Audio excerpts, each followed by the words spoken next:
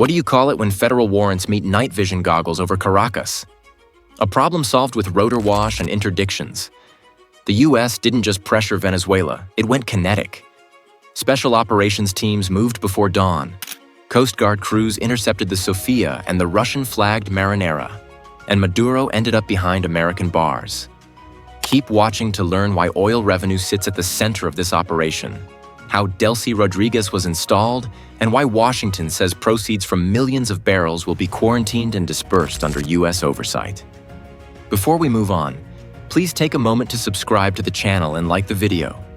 A judge's ink dries in Washington, and hours later a door in Caracas explodes off its hinges. That's the path from paper to blast. The warrants did more than authorize an arrest. They unlocked a chain that bypassed every captured ministry and every loyalist court. Sanctions had boxed Nicolás Maduro and Celia Flores on the ledger, but enforcement kept slipping. Oil kept moving, cash kept arriving. Security services stayed loyal because salaries still cleared and commanders still ate. So the play shifted. If the system won't execute its own orders, you bring in a team that will. Maduro's network was built to ride out pressure. Family loyalists held gatekeeper posts. Intelligence squads watched opposition figures, not their own corridors. Sanctions bit hard on accounts and trade, but the inner ring controlled the presidential guard and command posts. They learned to spoof oversight with shell firms, alternate routes, and a permanent fog of deniability. Tighten a rule, they found a seam. That's why the problem statement in DC was blunt. Stop the evasion, separate the head from the body, and do it before sunrise. The go order triggered a pre-dawn launch. Urban target packages are about minutes and angles. The plan stacked speed over spectacle. Teams moved in the last hour of darkness, when loyalist commanders were ending night shifts and replacements hadn't settled. The breach plan struck multiple entry points at once to freeze decision-makers and prevent a radio cascade that could roll armored vehicles toward the site. Ingress began with ISR orbiting low and quiet, scanning for guards rotating positions and doors that hadn't been reinforced. The drone feeds updated the assault routes in real time. Night vision teams split across stairwells and service corridors. A jamming bubble went live to choke handhelds and trunked radios, forcing bodyguards to fight blind and local commanders to guess. Roles were clean. The first element peeled off the protective detail. Hands zip-tied, weapons kicked down hallways, and anyone with a radio pinned out of sight. The second element went for the principal, using a wedge charge to defeat the safe room lock. The third element sprinted for communications closets to pull power and sever landlines.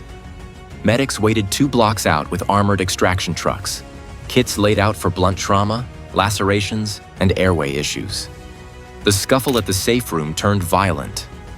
Maduro took cuts to the scalp and forearm as the door went, then a knee injury when he went down in the crush. Celia Flores suffered bruised ribs and head bruising. Journalists later saw bandages on her head, and her attorney described those rib injuries while requesting care. Both bled during the grab.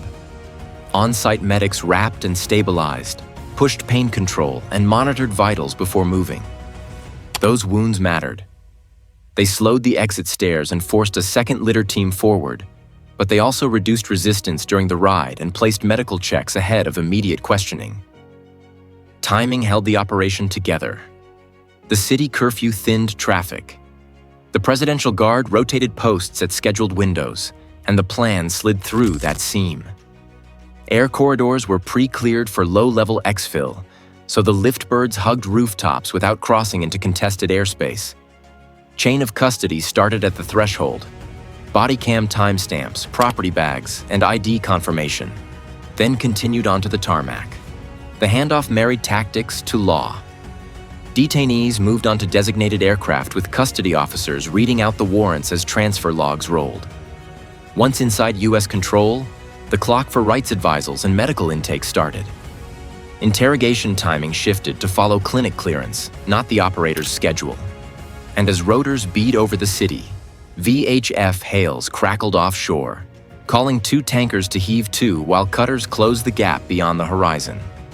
As the rotors faded over Caracas, Another voice cut through the night on VHF. Sophia, heave to and acknowledge.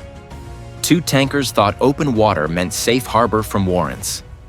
They met a different reality when a Coast Guard cutter arrived with federal process on the bridge, air cover overhead, and a boarding team snapping magazines into well-worn carbines. The trail that led there was not subtle. The Sophia worked the sanctions shadow lanes, meeting partner hulls off transshipment zones and pumping crude hose to hose. IS blinks showed hours-long dark periods, then reappeared far from reported routes with drafts that didn't match the manifest. Bills of lading listed blends that didn't line up with lab samples, and the cargo surveys hinted at Venezuelan origin despite new paperwork and a fresh paint job.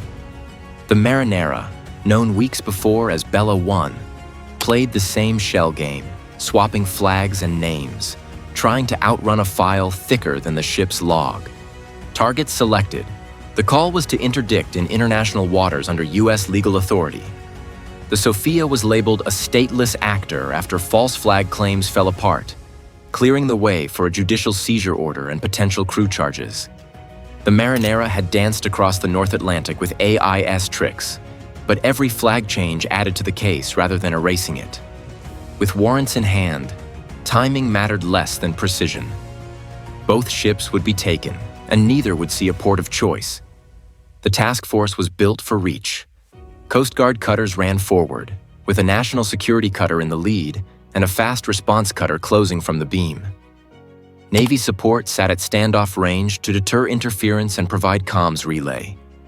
A legal attaché team rowed the cutter, ready to step aboard and read the warrants to the masters in plain language, log the custody, and start the chain that leads from cargo tanks to a courtroom. Hails came first, then maneuvering orders. Reduce speed. Alter course to follow.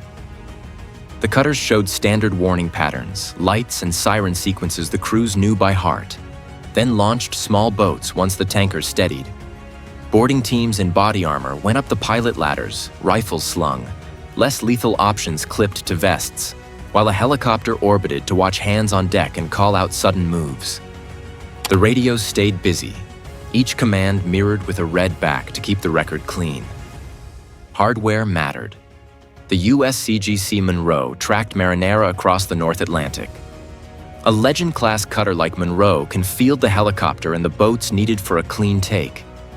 A fast response cutter likely locked the Sophia into a steady line while a national security cutter took the actual boarding. Overhead, an MH-65 or MH-60 helicopter handled close ISR and command relay, and a maritime patrol aircraft drew the bigger picture, from course deviations to any uninvited vessel nosing in. Boxing the Marinera took choreography.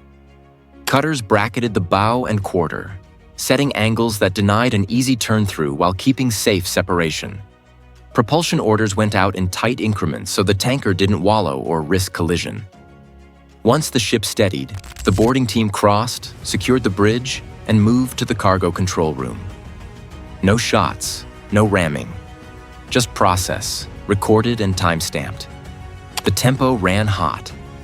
As Sophia's crew lined the main deck for processing and seals went on manifold valves, the paperwork tagged each tank by number and volume. Routes updated to U.S. ports, with custody numbers tied to cargo samples.